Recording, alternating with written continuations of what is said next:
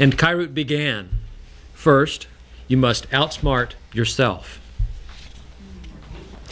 And Kairut said, second, you must outthink yourself. And Kairut said, third, you must learn to think for yourself.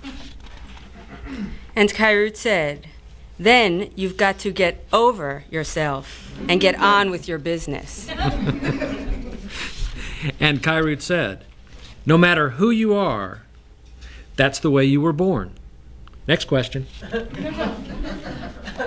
And Kairut said, regardless of what you've heard, the beginning of all wisdom is wisdom, period. That's it. Then Kairut gave the collective's version. The beginning and end of all wisdom is whatever you're already disposed to think. And Kairut said, slop begins at home. And Kairut said, collective thought is a form of intimidation. And Kairut said, the mind is the great divider, the mind the great bridge. And Kairut said, to be serious is to be captive with no need for a cell. And Kairut said, if it takes 15 minutes after you awake at 9, before you can get the needless modifiers out of your thoughts, don't start thinking until 9:20.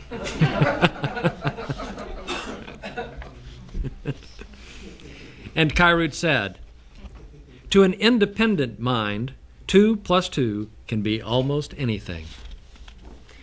And Kairut said, to most, death appears the only possible escape. What does this say about their life? And Kairut said, non-thinkers can only comment on the thoughts of others. And Kairut said, a partisan mind is a city harboring a fifth column.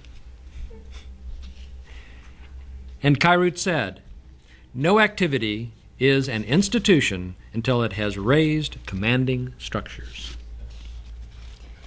And Kairut said, the ultimate purpose of being in a neural herd is to make you accustomed to being in a neural herd.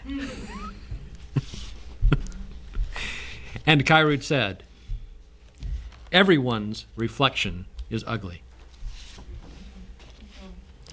And Kairut asked, who but provincial minds, when finally told their true position, would be upset by it, even if it were a prison cell? A man who can think uses new info to act, or to think some more, but never to suffer by. And Kairut said, to defend your ideas is to paint a sieve. And Kairut said, you're not yet independent if you still think of it as a minority position. And Kairut said, a partisan mind, by its very construct, will eventually turn belligerent. And Kairut said, any harmful potential of an idea is activated only when it is passed from one person to another. And Kairut said, collective thought is always morbific by virtue of its infection of self-interest. And Kairut noted, the intellectually captive love to speak of education. And Kairut said, there'll be no smart Alex in heaven unless your side wins or the other one does. And Kairut said, partisan words are condoms for safe, ordinary thinking. And Kairut said, there is no individualism in a neural herd. And Kairut said, a man who can't change trains when it's inconvenient can't do so when he wants to. And Kyrut said, conditions are for the conditional. And Kyrut said, a prison is not truly a prison until an inmate has thought the same thing twice. And Kyrut said, to call a man dumb may injure him. To do so aloud will certainly do so to the caller. And Kyrut said, to defend your ideas is to change the programming by burning down the station. And Kyrut said, a man who relishes sufficiently to quote the good ideas of others may become a scholar. One who only feels so toward his own may become independent of mind. And Kyrut said, the weak always give up. The really weak do so gradually. And Kyrut said, if you don't have a mind of your own, it's difficult to change it. And easy. And Kyrut said, regarding the battle between critics and the creative, if you play on city fields, you'll never win. And Kyrut defined institutions, the breeding grounds for collective infections. And Kyrut noted, you can define yourself out of business, thank God. And Kyrut said, into each cell an escape plan must fall, and most assume various forms, but they're all... Reread. And Kyrut said, into each cell an escape plan must fall, and must assume various forms, but they're all for the same purpose. And Kyrut said, only those who plan to die worry about death. And Kyrut said, acceptance of collective thought is the supreme addiction. And Kyrut said, an independent thinker can lose everything. And Kyrut said, words truly mean a lot to some, but never as much to the ordinary as they believe. And Kyrut said, neural belligerency becomes an unplanned form of trench digging. 'Tis tricky for a blind minefield layer to retrace his steps.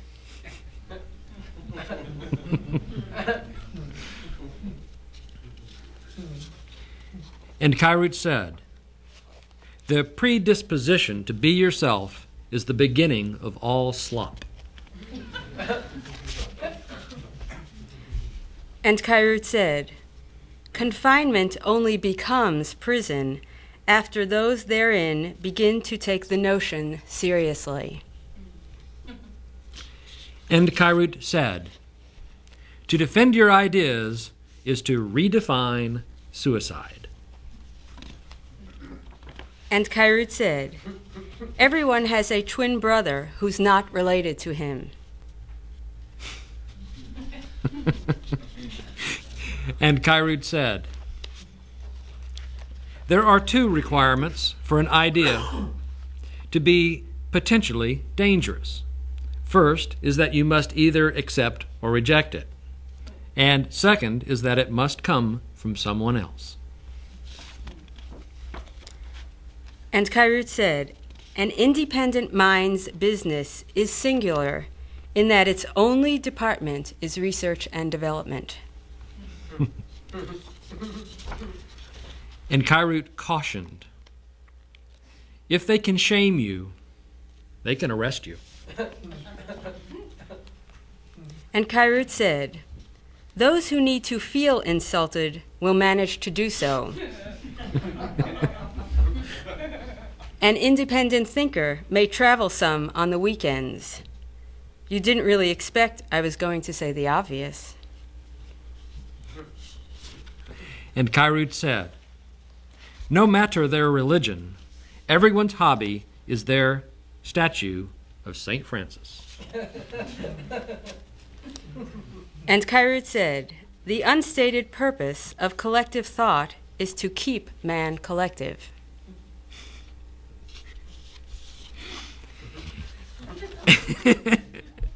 And Kyrute said, there is the danger that an individual might think independently. And Kyrute said, prisons are not held together with mortar, but by repetition. And Kyrute said, we all drown, but cows holding hands do so unnecessarily messy.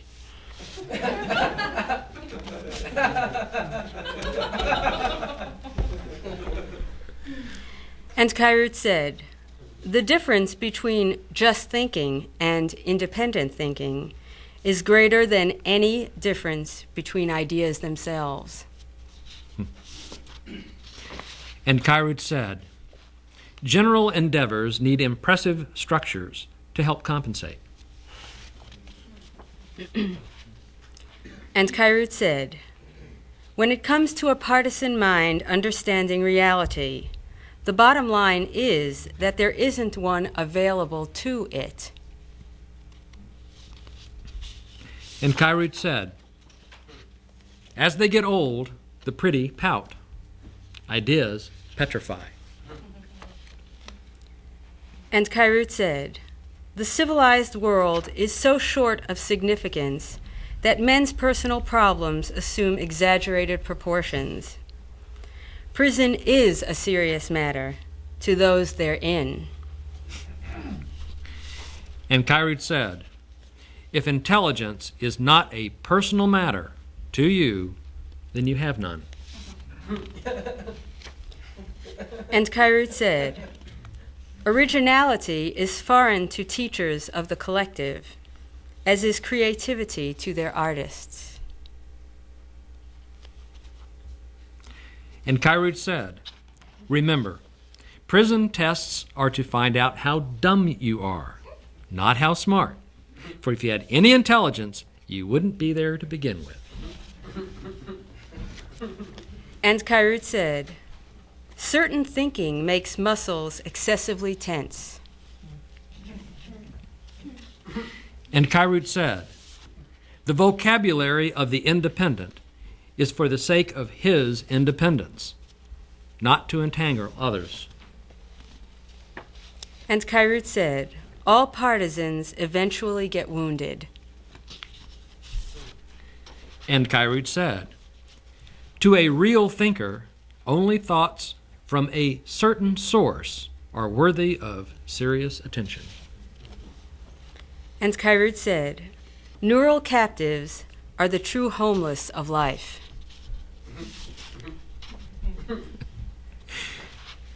And Kyrute gave a list of benefits.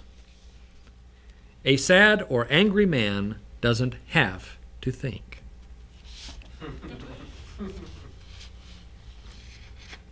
And Kyrute said, when the collective sneezes, prisoners' noses run.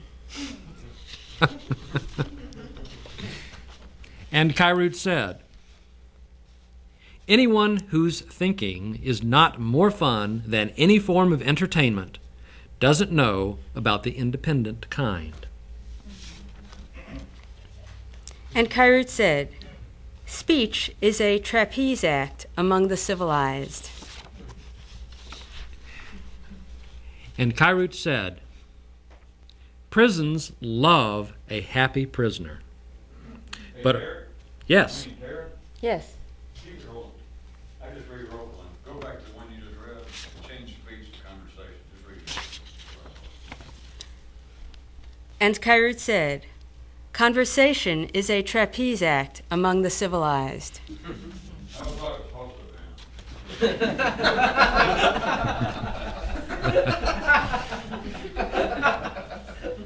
I was channeling the Station tuner guy.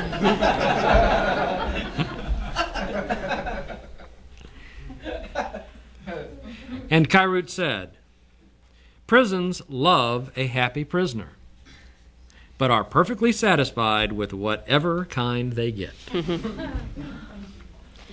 And Kyrut said, reality just adores a cheerful cow, but in the long run, a herd is a herd is a herd. And Kyrut said, authority helps keep one from having to think. Cows just love the crack of the whip. And Kyrut said, a changed mind is not a new mind, ergo the independence lack of interest in reform and conversion. And Kyrut said, only a hermit is free, and he's not if he has a name. And Kyrut said, in confinement, an idea that is hard to refute is impossible to refute. And Kyrut said, there are two subjects on which ordinary minds can easily speak: on how bad things are with man, or on how they're likely to get worse. Only in independent territories is anything to be heard regarding the real possibilities of what man could become. And Kyrut said, captives who've never seen daylight can be inexpensively kept passive. And Kyrut said, life provides a brain, reality a mind. What part have you played? And Kyrut said, the collective can't be suicidal. And Kyrut said, the independent-minded have a certain advantage about which others do not know or care. And Kyrut listed the choices. You can either sit in your cell and think about your captivity, or you can sit in your cell and dream about escape, or you might try something else. And Kyrut said, no one wrestling with the thoughts of others will ever discover what real thinking is. And Kyrut said, in captives, minds are more easily frightened than even sphincter muscles.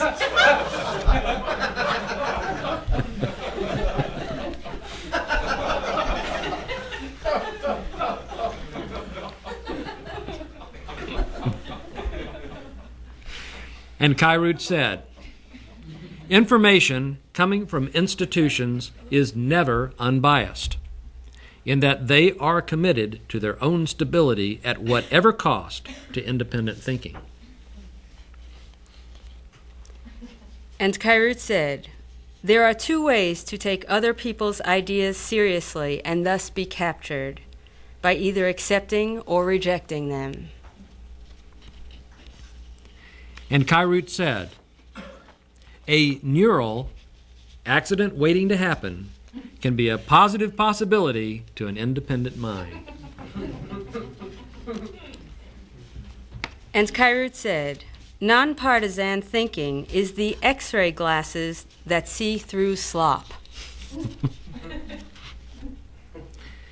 And Kyrut said, believing that there are several ways to do anything, including a wrong one, keeps many from trying anything new. And Kyrut said, no one else's ideas are ever on an independent mind's agenda. And Kyrut said, to be alive is to be predisposed. To know so is to be on your way. And Kyrut said, Only a man who's gone too far has gone too far, and thoughts can't do so. And Kairut marveled. A mind with two legs of its own is a wondrous sight to see. And Kairut said, life can think through anybody, and the independent take their outlet to be the one of singular personal significance. And Kairut remarked, advice, a cheap substitute for thinking. Okay. And for the benefit of those who can look in both directions, Kairut continued, advice, a cheap substitute for thinking. And finally, to see that you were all tucked in safely and securely, Kairut added, prisons love a cheerful giver and receiver. Thus and ergo. Advice, a cheap substitute. Blah, blah, blah, blah, blah. And Kairut said, to collective minds, original thought borders on gibberish. And Kairut said, talent is not necessarily sequential. And Kairut said, those who escape go nowhere. And Kairut added, those who escape go nowhere. Those who stay go blind. And Kairut said, when collective failures can be seen as hidden successes, the purpose and power of partisan thought becomes clear. And Kairut said, from an expanded, more independent view, things aren't relative, just connected. And Kairut said, words construct civilized structures and can likewise bring them down. And Kairut asked, why keep your mind locked up and put away? What are you saving it for? And Kairut said, there is a form of thinking that cannot be done using someone else's ideas, but it is too bizarre and liberating to be of general interest. And Kairut said, an independent mind lives in a kind of absolute solitude. Kairut's law of the battlefield. Those who urge their ideas will eventually fall on them.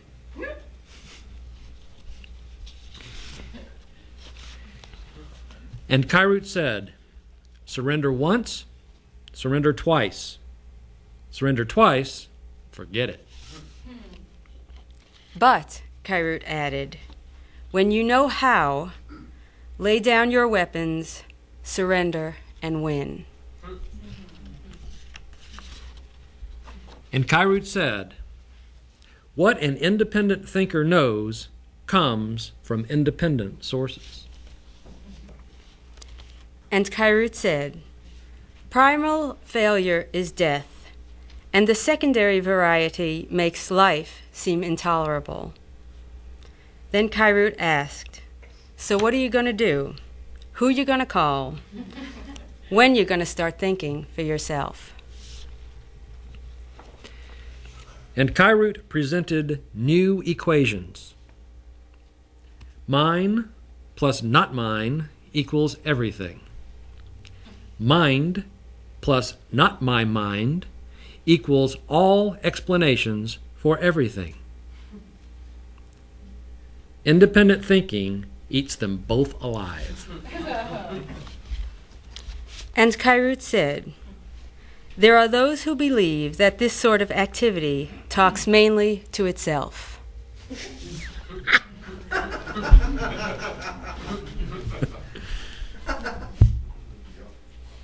Eric, 119, read it and spell, make sure.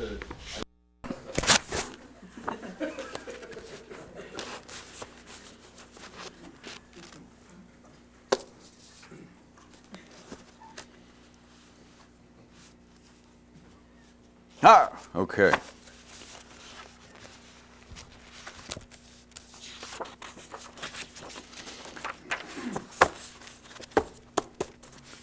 When it comes to the kind of freedom that men talk about, to remind you, what ordinary men talk about freedom, what they mean by important freedom,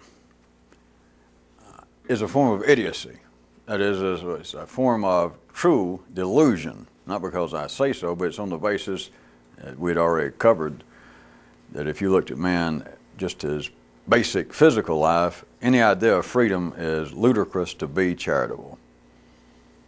The degree you got to play around with your physical life to call freedom, I want to be free, I want to be free, how so, sir? I want to be free never to eat again. You know, hey, fine by me, but you're an idiot. I would like to be free to never sleep. I would like to be free to sit out in the cold, no matter how freezing it is, and take off my clothes and pour ice water on myself. Who's going to stop you? So it's idiocy. Although men, as they have to confuse it, they merge it and they talk about the kind of freedoms they want, and I know that they would say that that was being somewhat silly, and they talk about freedoms like political freedom. I don't want anybody screwing around with me. I would like to be able to just, I don't know, be free. And you can't go much further with people, because if you go much further, it gets kind of silly. But if you took a fairly exemplary man in society, a civilized, educated man, and you said, I assume you'd like more freedom in life, and he'd say yes. And it will finally get to the point, though, that the freedom, he would have to see, and I'm sure you see, that the freedom seems to be up here. But when you get up there, the idea of freedom, once you, an ordinary man cannot see this because it would be the supreme form of suicide if you were not prepared for it. There is no more freedom up there. It's just silly to talk about, and it certainly cannot be proven, because if it could be proven to ordinary minds, they'd already see it. They wouldn't be in jail anyway.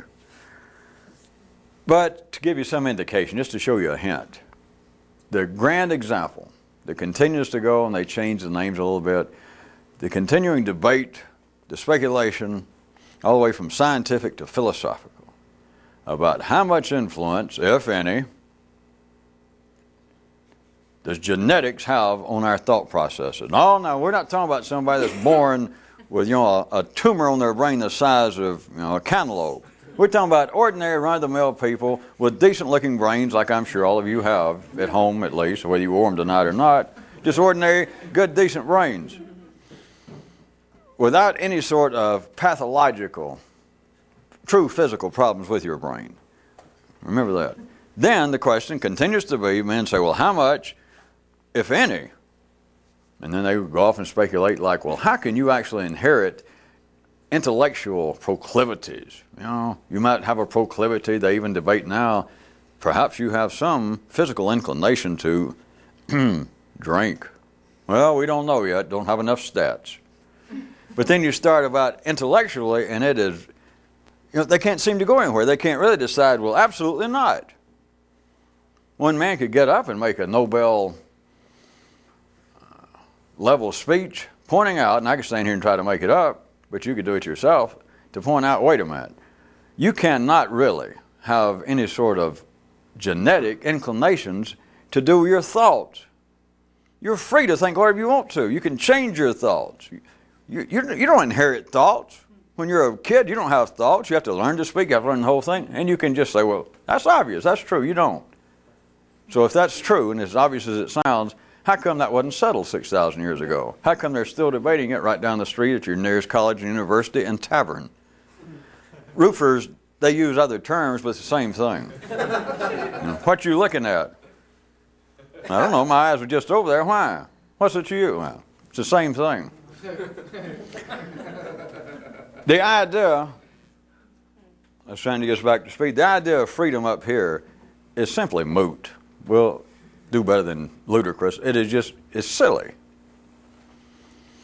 It would be a more a matter of referring to possible non-alignment, to possible some degree of independence. from the collective thought. That by itself would not get an ordinary man very far, because then he'd say, well, which thoughts are you talking about? Are you saying that if I was living in some dictatorial state, if I was living under some politically fascist regime, are you saying that I would be more intellectually alert and alive were I to resist those kinds of very parochial and probably prejudicial and frightening thoughts? That is not independence. As long as you're struggling against somebody else's thoughts, it's not any form of independence.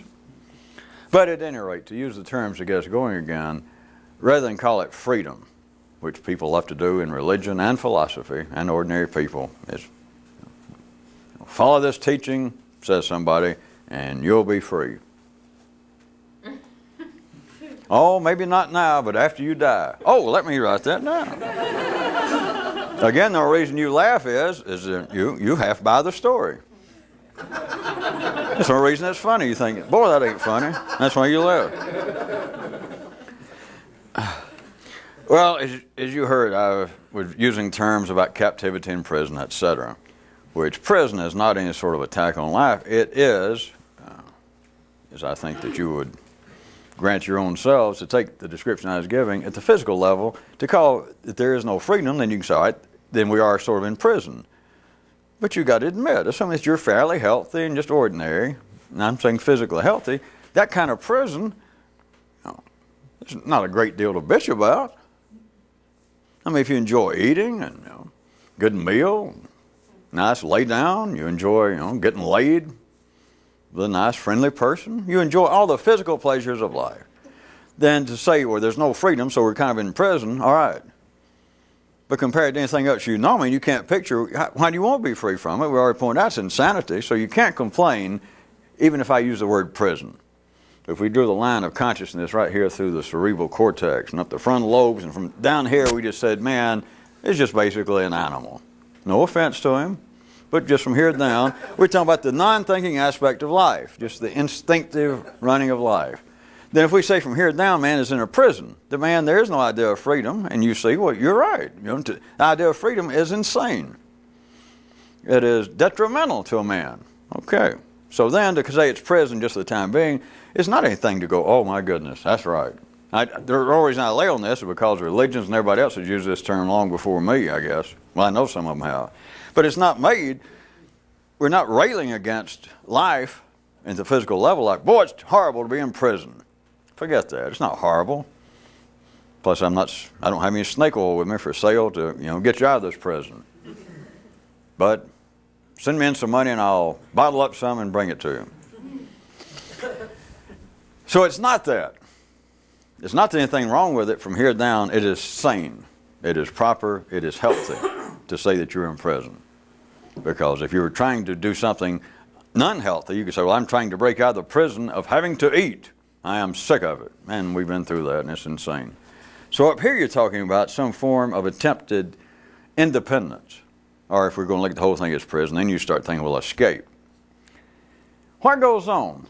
The prison, by the way, is run in a very civil manner. We're talking about ordinary, middle class, middle of the bell curve of humanity. Just the middle class of the world at any time, in any place. That they are eating, they're in out of the cold. You're just sort of a typical person on this earth, more or less, in the most civilized parts of the world. So who is running the prisons? The prisons are being run by, I've called it a whole bunch of things, I guess. The city, civilization. It is local reality as opposed to just life. It is a very civilized prison. If it's uncivilized, you're not in a sane prison. If you're in a place, and I know, we all know, that there are places on this planet right now, according to all news reports, that you wouldn't want to be in. Little countries, areas of the world that just sort of insanity is loose, but that's not even a prison anymore. They'd be better off in prison, and they know it.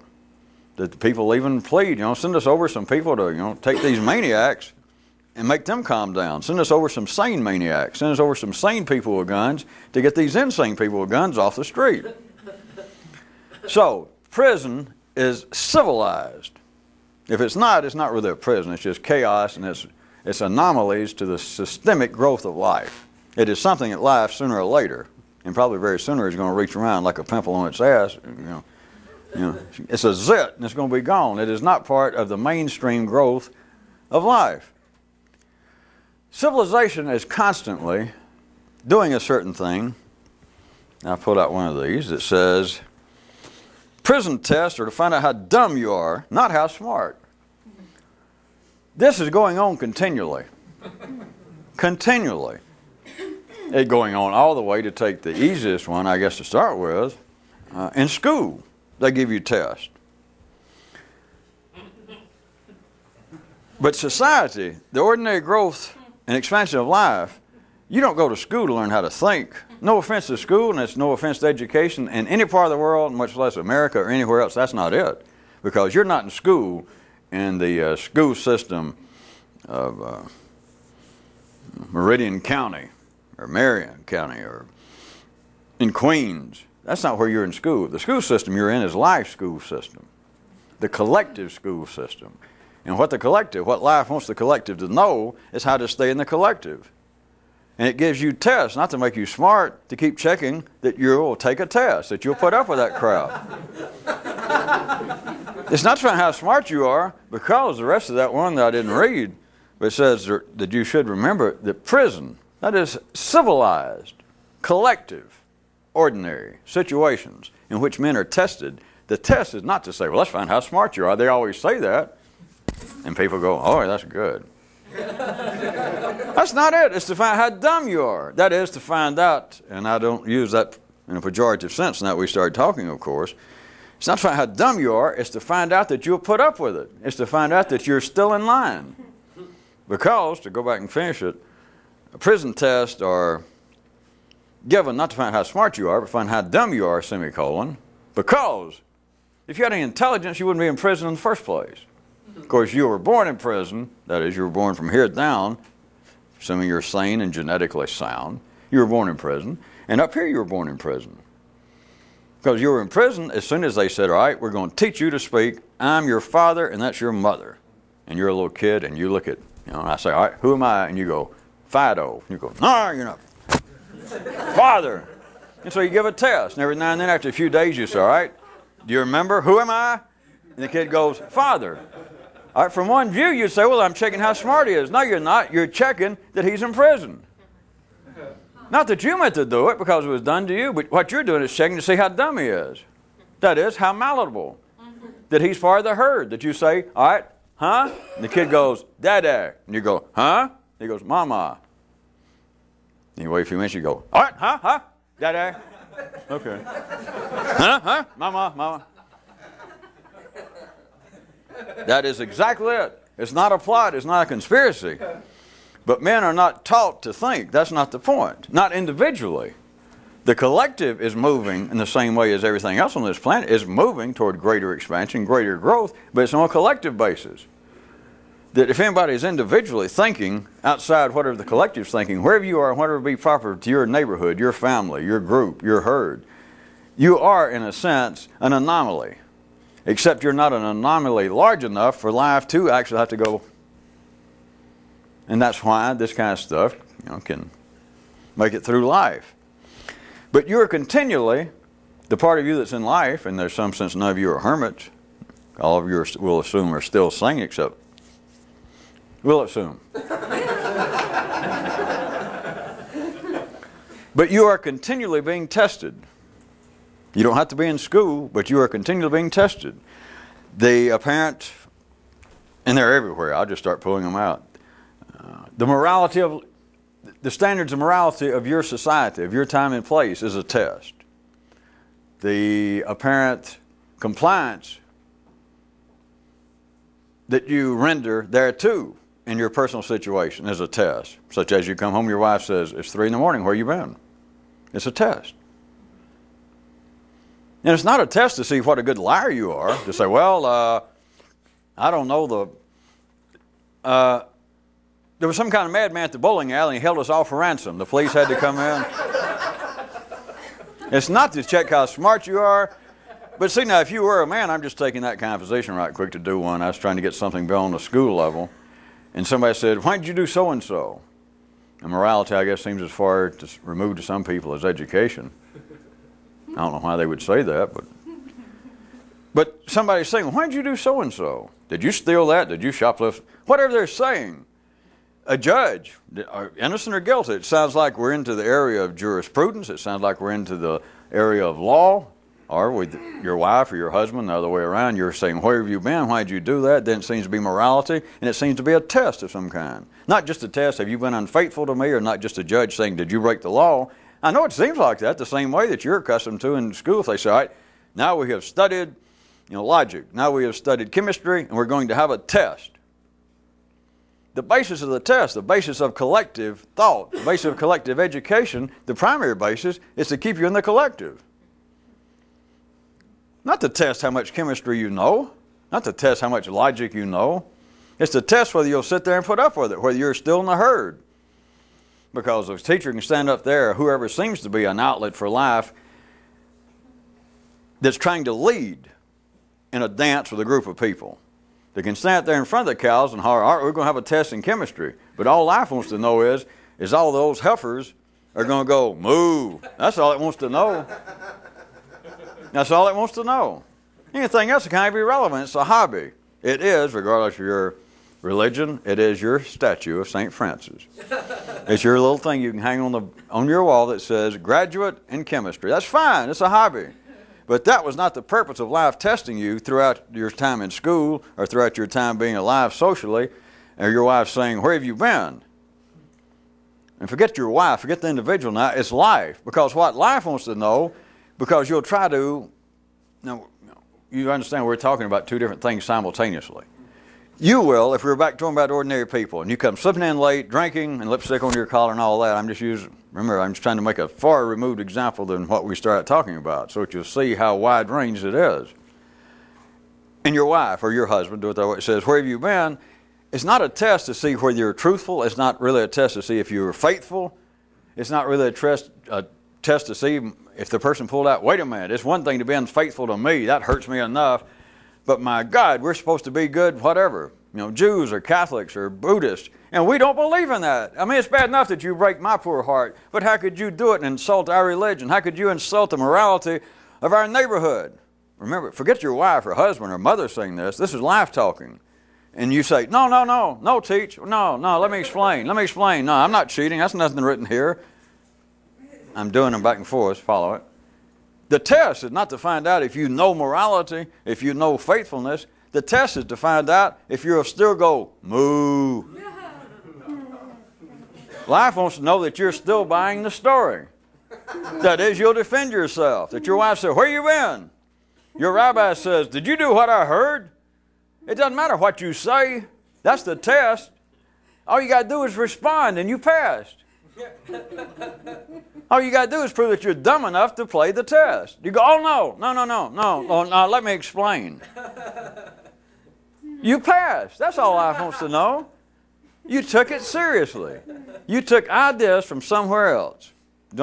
I say life right now. The tricky part is to realize they didn't come from you. Ordinary people I know believe, they will claim they do, that, well, maybe my parents did teach me to be a Presbyterian specifically, but a sense of conscience, a sense of caring for my fellow man, a sense of God was born in me. Ordinary people believe that. That's part of the test. Because if you ask a man, do you believe that you were born with a sense of religion? And you're supposed to go, well, yeah. That's all life wanted to know. Did I hear a little bray, a little moo?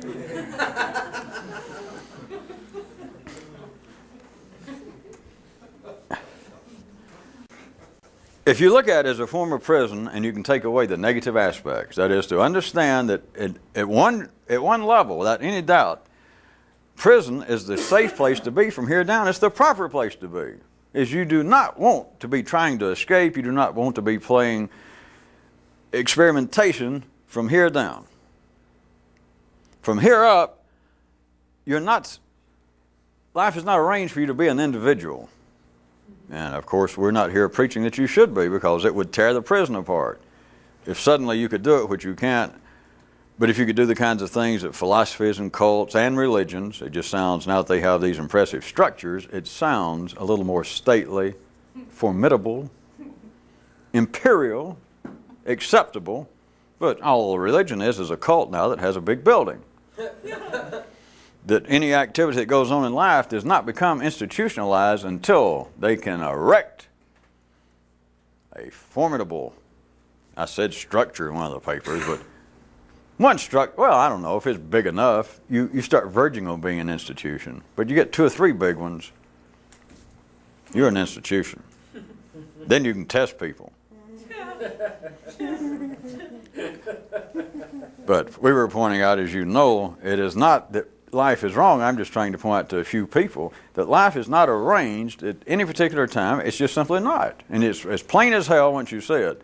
It is not arranged for people to think, all we can do right now is call it independently. What you're supposed to do is think about what other people's thought.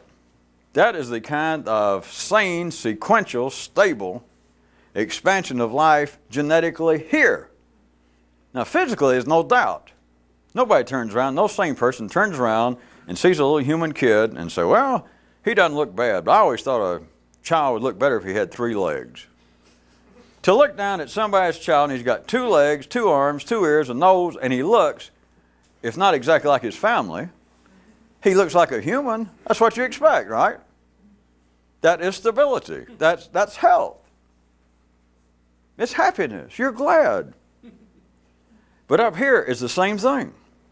Except to keep it growing, man has to believe otherwise in various ways that men say to their own mind and other people's mind especially.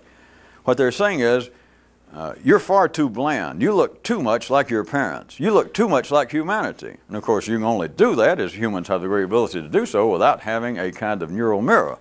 Because the only reason you say it, you're wrestling with the ideas. You have got to either be arguing about somebody else's ideas or you've got to be trying to embrace them. That is what is called original thought. That is having 2 arms, 2 legs, 2 ears, and a nose. And be fairly pissed. Just, well, upset. How can you call it original thought? How could you say that you are thinking when what you're thinking about are other people's thoughts? Now, this never gets analyzed in this way. It's not supposed to, but think about it. How do you get famous? How do you get a degree finally from school?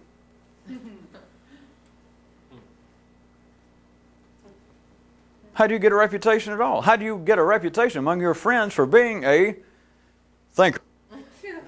Because you're the kind of guy that your friends will come look you up and say, boy, I'd love to go find old Fred and go out and have some coffee and sip all night because I can go to him and I say, Fred, what's new? And he'll say, did you hear what the Prime Minister of France said yesterday? Did you hear that somebody has done a new biography of Sartre and what they're trying to say, what the kind of ideas they're trying to put in his mouth now? Have you heard that they're trying to revise the history of fascist Italy? Have you heard what they're trying to say now about the secret life of Buddha? Have you heard that somebody says they don't know how? It was so far ahead of the time, but that John Locke actually had his nose straightened before he looked like he... I was afraid if we talked about philosophy enough, you guys always get silly. It is simply and directly and almost impossible. Well, you can see it, but then notice after I point it out and you go, that's true. Everything, the whole weight, the whole momentum of life here is built in such a way as you can go, well, that's true, and look right away and forget it. And if you're ordinary, even if you saw it for a second here, probably forget it forever. Of course, some of you probably screwed around with your mind enough, you may not forget it forever, but notice you'll be able to forget it almost immediately right now. And that is that everyone who passes, including you, for intelligent, for thinkers, are doing what? They're dealing with they're commenting on somebody else's ideas. That's what a thinker is. Pick out the best show on television or go out to a forum, get away from television, out to a university. Go to a think tank. Go to a place that says the Northeast or America or Germany's thinkers, the greatest thinkers, they're all here, and you go in, and they let you in, and you get on the secret discussions, or the real brainstorms. What will they be brainstorming? Somebody else's ideas. But at the ordinary level, you go, well, but think about it a second. How can you call that thinking? Now, I know you can, but how can you call it thinking when people can? Ordinary people, when you say, wait a minute, a real thinker would have some sort of thoughts for himself. I mean, let's don't get too esoteric about, that you're born into a closed system and all that, but wouldn't you think that a real thinker, yes, wouldn't you think that in some way, if you're going to call somebody a real thinker, that they would have thoughts that were not simply either a pro or con about somebody else's thoughts? And you can get ordinary people for no reason, but they'll go, well, I got to go. Well, you can't go anywhere with it. But think about it. That what passes for thinking in life with ordinary people, and I don't care their degree of education, all they got to do is be sane. And they can have 2 or 3 Nobels, Pulitzers, they can have degrees. But if they're sane, the only thing they can comment on is somebody else's thoughts. Would you even, now that you've forgotten it, it's been a minute since you forgot it, but would you consider that, it sure would seem as though, since we can think about thinking, since we can think about what would seem to be original ideas, since we even try and give people historically credit for being an original thinker, especially if he's dead, because then you can't disprove it. You can just imagine he was. But if you can think about that, there should be some way that a man could actually just suddenly have thoughts that weren't just the same old reflection and rehashing of everything else. And your mind will say, well, yeah, it doesn't know what it is, and it can't even think about it long. But your mind even will go, yeah, it should be. We couldn't call that the big H? The big hint? That maybe there is some possibility of something resembling more original thought, something approaching a degree of independence.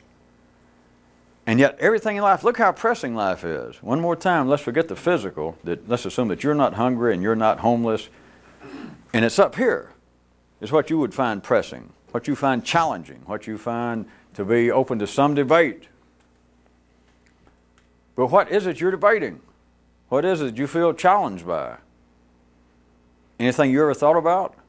And your mind wants to say, well, yeah, but it's not. Everything you ever thought about was a comment on something somebody else said. And then your mind will say, yeah, but at least I'm sharp enough to realize, because one of the things that really bugs me is I cannot stand the idea of this kind of closed political system where we call it 2 parties and it's the same crap over and over. Or economic model, whatever a man picks out, and he can start all this invading against everybody, and if you're ordinary, you'd be sitting there and go, hey, is that man sharp or what? I thought I had a few opinions of our political system, but boy, he is a gold mine of opinions, of original thought, people even say. What original thought? But he would say, well, wait a minute, maybe it's not completely original thought. I'm talking now for this other guy. He'd say, because all you're saying is that I'm reacting or I'm commenting on what's going on, but I'm still having original thoughts about it, such as what? I'm against it. Now I can press on if you know where it's going, and it drives it right to a blank wall, and then everybody has to turn their head, because I can say, well, how can you call just being against the original? Aha, says the other guy, because almost every other educated person right now is for it. But I'm not part of some damn herd. They're not going to drive me around like that, because I have sat, I have pondered, I've read numerous books, I've thought about it, and I know that conventional wisdom right now says that we should be favoring that kind of political move. I'm telling you what, I got my own mind, and I say no. I guess he told us off, didn't he? The man is an original thinker. He passed the test. Good night and don't crib.